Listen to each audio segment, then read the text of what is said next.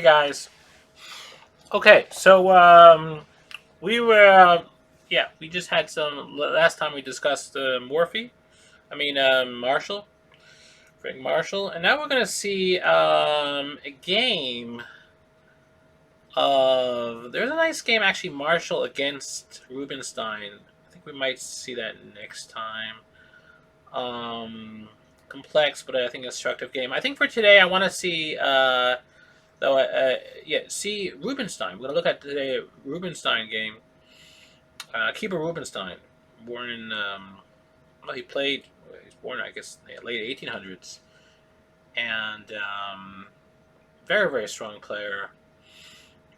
Extremely deep positional player, and he was known to be the greatest talent, the greatest player ever in rook and pawn end games. Better than Capablanca even. And Capablanca will be getting to soon enough. And he was probably the best endgame player of all time. But Rubenstein was known as expert in rook and pawn endgames, and just a very very deep thinker.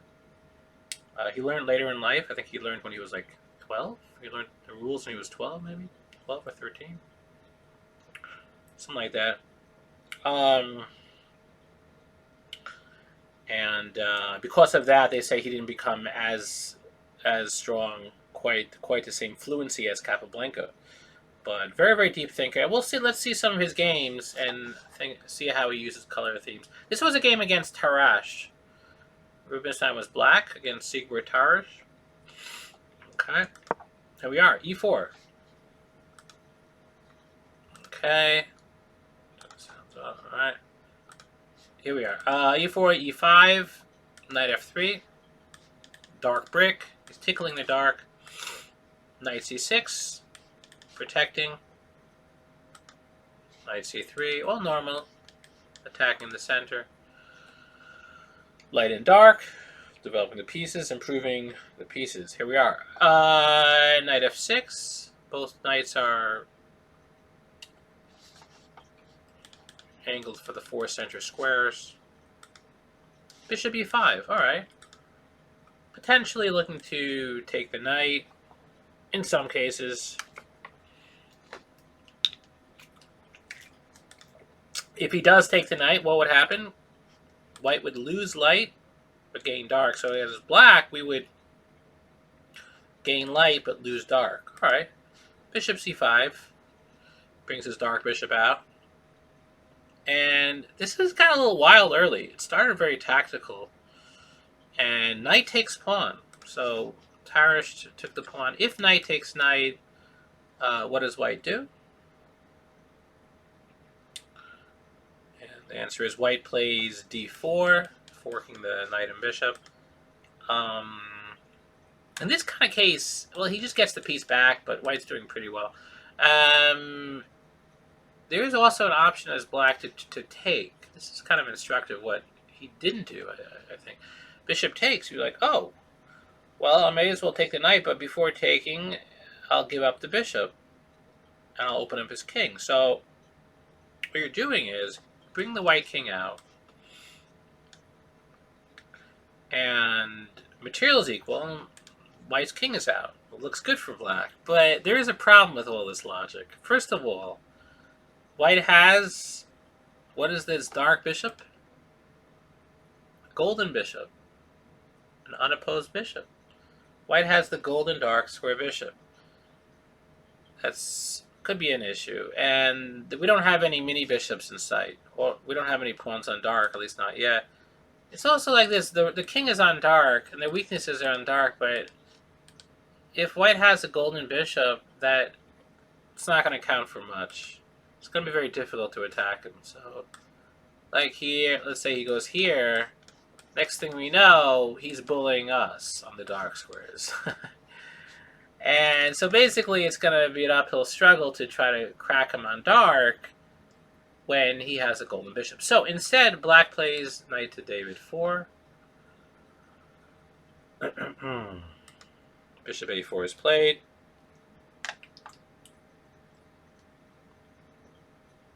castle.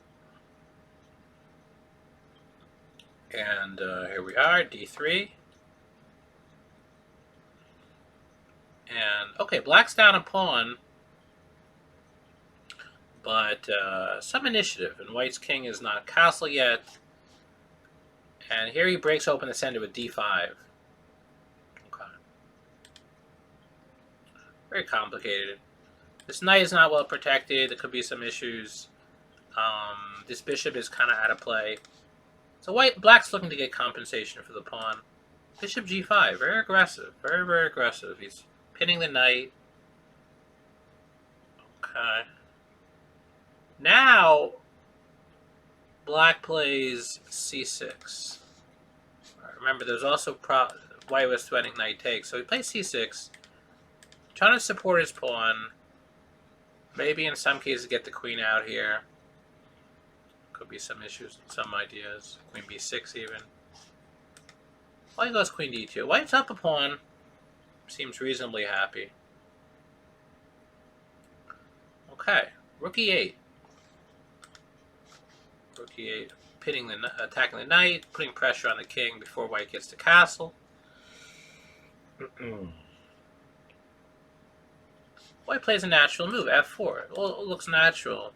He's going to castle queenside anyway, so he figures why not. I can use the f-pawn. It's not too weakening. Support the knight. Well, at this point,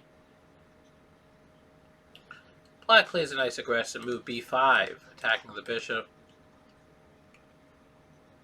Hunting that bishop. The bishop is out of play. This knight, notice how strong this knight is. It supports everything. Bishop back. And now black plays a nice h6. Attacks the bishop.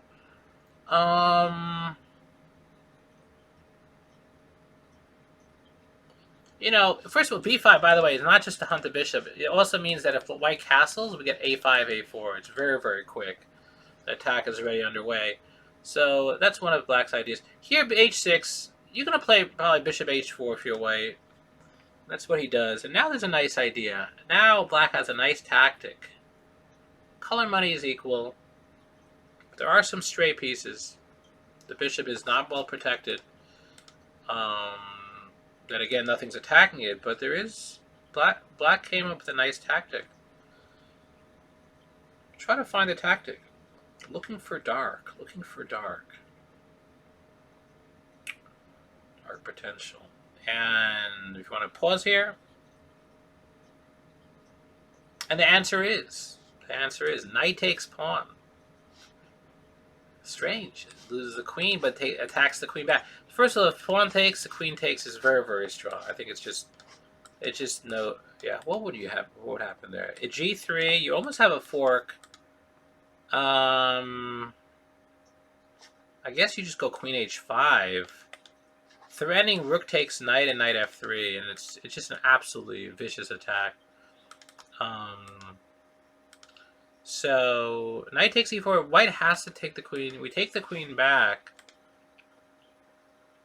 And, you know, it's interesting. Now, you know, at this point, there's a desperado sequence. There's a desperado. So if the bishop goes back, I think there's actually issues, because then knight takes. Yeah, you get forked, or you could even just lose the knight. White's in a bit of trouble. He has to take the knight.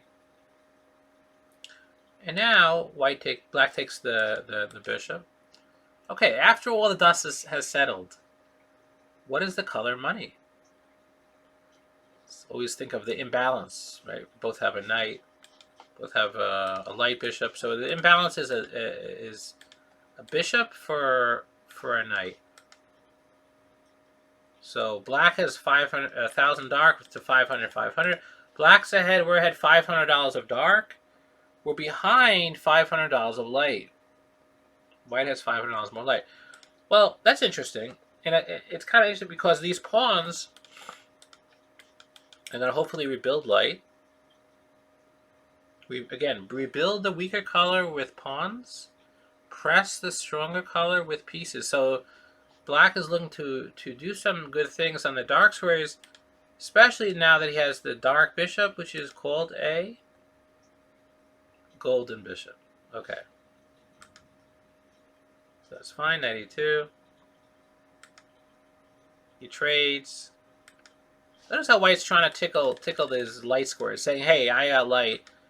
Black is taking his time. Okay, pinning, a little pin, looking to win the knight. King goes away. Fair enough. You wonder if king d2 was maybe better. Part of me feels like king d2 might have been more secure. King f1 feels a lot of it. All right. Bishop e7, very, very patient, very humble. Securing these pawns, making sure they get proper attention. Okay. c3. Looking to... What is white doing? White's down on dark, and what is he doing? Building his own mini bishop on dark. Okay. f6, king the knight. Interesting. Now you are weakening the light squares, but no big deal. Knight g4. h5. You know where we saw this exact... We saw this exact idea in a Lasker game when you had two bishops. This is really interesting. Where you kind of use, like... Here's the thing. You got to kick the knight away. If you kick the knight away, oh yeah, get away. He comes right back, and you never kick him out. It's an out... He settles in. So the key is to kick him often, to kick him once, and then he goes away. And then now that he can't return, then you kick him with a pawn. Okay? Once he's gone, then maybe you could put the pawns back on light. Again, black would like to have pawns on light because he's behind on light money. So that's kind of rebuilding. But you got to time it right. So timing is everything. h5, here we are. So if you guys want to reference the Lasker video with two bishops, I forget actually who was the opponent, but the video is titled with the two bishops, and it's we have a very, very similar theme here with the pawns. All right, knight goes back, bishop e3 again. Why bishop e3? If he doesn't, he gets shut out. You don't want to get shut out, so the bishop gets in, and the bishop is saying, "Hey, I'm here, and I'm proud to be here. What's my name?" Golden bishop. Again, whenever we have a golden bishop, we're going to want to notice it, to know we have it, appreciate it, and try to use it aggressively. So bishop e3, tickling the dark. Bishop d1, trying to tickle the pawn on light, saying, "Hey, I got light here." g3, basically saying, "I got my mini bishop. I'm cozy. What are you doing here?" a5, a little expansion. Sometimes a little expansion. Get those little runners. Maybe a b4. Maybe loosening up the mini bishop. White has a mini bishop. You might just want to loosen it. Bishop f3. And he does. Again, what he's looking for is to make this golden bishop feel really golden. What you don't want to do is, let's say you play here. I think this would be a mistake, because then he could play a3 just to show example. And then like, this is exactly what you don't do. This is exactly what you don't do. And now you have two bishops, but everything on paper makes sense. Like, oh, I have rebuilding on light, but this golden bishop has no future. And it just doesn't work well. And then he just gets the rook here. Maybe the knight comes in. It's just his knight has too many squares, and his mini bishop is so proud. So b4 is always that balance of rebuilding the weaker color, but especially when you have the bishop here, you're going to want to hunt and to hunt his mini bishops, his color. b4 is saying, you know what? I got the real bishop. King g2. And he takes. That's all good. He picks away at the pawn. We saw last time with the Marshall games, Marshall would pick away at fake mini bishops. And here, white has like a kind of a fake mini bishop, tiny, and it's too small. Bishop a6, he's beginning to really tickle the pawns. Fair enough. c4. Well, you notice his threat. What was his threat? His threat was to take the knight and take the pawn. You see, here's the thing. You have a golden bishop, but what are you going to do with it? You're going to be proud. So tickle his mini bishops. This is a little tickle here. He's hoping he takes. He opens them up. Fine. Then you try to tickle him here. Okay. But at the same time, you feel proud of your golden bishop, but for the right price, you might just take and win a pawn, right? Again, given if it was black's move, he would probably take the knight, then take. You don't want to lose that pawn, and then take the pawn, and you're up an important pawn. So exchanging one advantage for another, that's something we'll be looking at in our training. Okay, so bishop a6, using the bishops together. c4, it looks like white's saying, hey, well, my pawn is safe, and white's fighting on light. Now, it makes sense, white to fight on light. Can't blame him. He's ahead on light, right? But notice how black is able to secure his pawns. He does not take, he can't take actually, because the pawn gets forked. Rook d8, very, very patient here. Okay. He takes. Black takes back. Again, there is still an issue here with his pawn being attacked. Rook d1. I get the feeling that white was a little passive here. You just can't help but feel that. I don't know. Maybe rook b1 was a little better. No, you can't even go in. It's hard to invade. Okay. Take. There's a pressure here. He has rook d1. Now notice that this pawn is tender. Black would love to have like a support, but for now the rook is protecting it. Fair enough. Black goes rook e7. Little by little, maybe helping out with the pawn, over protection. That's the concept of Nimzovich. We'll get there. Important pawn, you're going to want to protect it heavily. By the way, I'm going to mention something. Why not just d4? This is actually a question for you guys. If pause here, why doesn't black just play d4, cement his bishop? What's wrong with it? First, maybe talk about concrete things, and then talk about the overall color theme. I think the answer is that, first of all, d4 blocks in the bishop. It's not, you don't really want the bishop to be that blocked in. You're also giving the square on e4, and it's symbolic though. It's not just a square. You're giving the whole diagonal, and you're giving the light.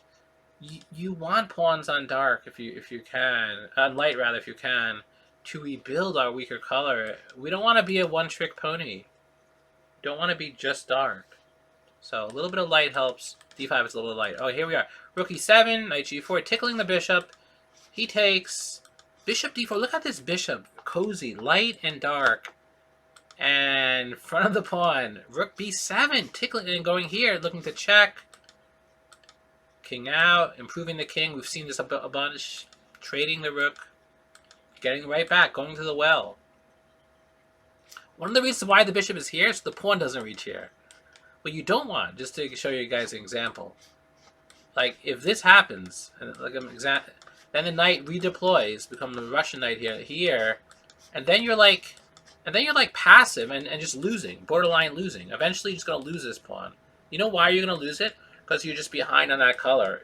He attacks you with 2 minors. You only have 1 minor. And then he brings the rook in, and white's extra light money just wins. And you're like, where is my bishop pair? Well, it's hard. And part of the bishop pair is neutralizing his pieces. Bishop d4, very subtle. Oof. King e6, helping out. King d6, stopping the invasion. Here we are. Notice the knight's trying to get in. The knight's trying to get in here. Rook c says, you know what, I'll trade. Trades. King out. See, trading was really important because that rook, that knight was coming in. A lot of weird things were happening. You trade rooks and you manage things better. That's a good way to do it. Trade. Then the king could leave. The king couldn't leave before. The rook was there. Now the king attacks the pawn. Well, guess what? Forcing g4, but now the knight can't get to f4 anymore. And this is also really instructive. The golden bishop ties knots around this knight. The knight can't get out. If he does come out, I think he might even just take, probably just winning, and then, you're just winning. The king is too strong. Even here, the king acts as a dark square bishop. Okay, so let's see. It's already the finishing touches. Bishop e3, king d4. Kind of cool. Why doesn't he play d4? It's probably good, but king d4 is better. You get close to the pawn. King d4. There's this knight is trapped forever. Yeah, this is really interesting. You can't take the pawn because then the bishop takes. He breaks out. You lose the bishop. So very patient. First go here to overprotect the pawn. Then the bishop comes out. Why didn't he just go back? Not sure. Okay. I could have just gone right back. Anyway. Bishop here. Little by little, he's tying the noose, getting the pawns up the board. Okay. Bishop here. King c3. And this is really interesting, where now he's getting the king closer in. He's willing to give up the bishop for the right time to win on the queen side. Okay. If the bishop goes away, just take this pawn probably, or even just d4. You know, it would be a magical mate if the king tries to protect. He's trying, but now black to play. You guys want to pause here? Will be mate. Beautiful little mate. Dark. Dark with a little bit oozing light throughout. Okay. He goes here. King gets in. He checks first. Look at this. The intermezzo. Wow. Because if he takes, then the king gets active and the knight gets active. He tries to get his, get some stuff around. And it's not as easy. But first to check. Symbolic. Losing the dark bishop. The pawn acts as a replacement bishop. Squeezing him out. If he goes here, he'll check first, force him away, and then take the bishop. Only now, take here, and he gives the pawn. He basically letting him know, either let me queen or trade. If he trades, he's losing, because if he trades, he's actually too fast in the race. Plus his outside pass pawn will win anyway. Okay. So he goes here, gives up the knight. He's trying to get the king around, but it's very symbolic. Surely there's a lot of ways to win. Could probably just... Yeah, that should be winning. But look how just king b4, and he just shuts him down. There's no way in.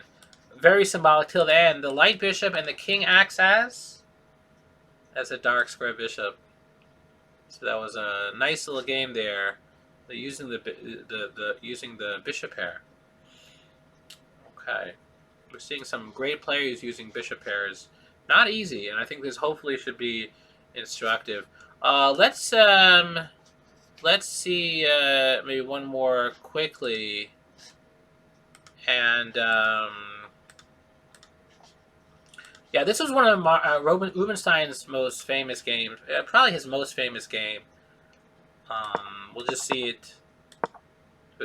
We'll see it briefly. Note the color idea. C5. This is Rubenstein versus Rot-Louis. Rot-Louis was white. Rubenstein was black. Starts symmetrical. A lot of tension in the center. He's trying to get b4. a6. All right. Okay. He's trying to control the center here. Black castles. Queen e7. He might be looking to take and maybe get the knight in. He does take, and he takes back. Now b5. And rook d8, putting some pressure on the queen already. Fair enough. Queen c2 here. Looking to tickle the light energy. Look at, he's trying at knight e5 again to open up the light. And now knight e5. Black looks to have some little bit of an edge. Because you're threatening to take and then win the queen. That's already an issue. This bishop is not safe. Again, take, and bishop takes pawn, winning the queen. So he takes a knight.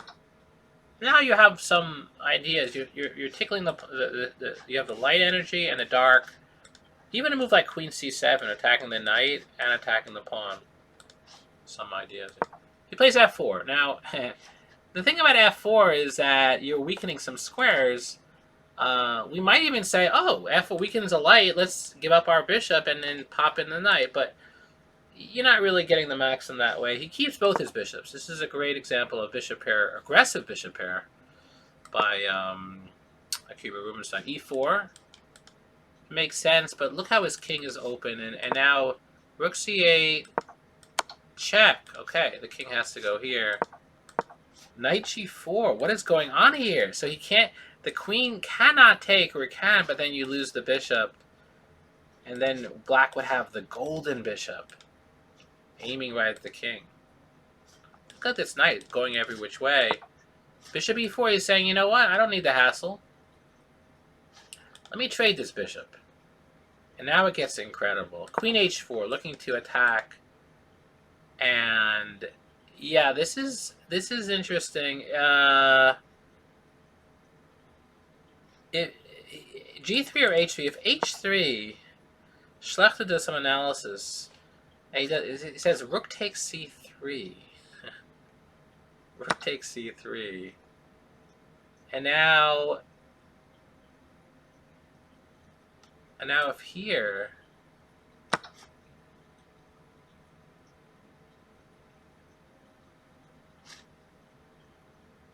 bishop takes c3. What is it? Rook takes c3. Bishop takes c3. Yeah, and then rook takes. Again, here we have, if h3, rook takes c3, bishop takes,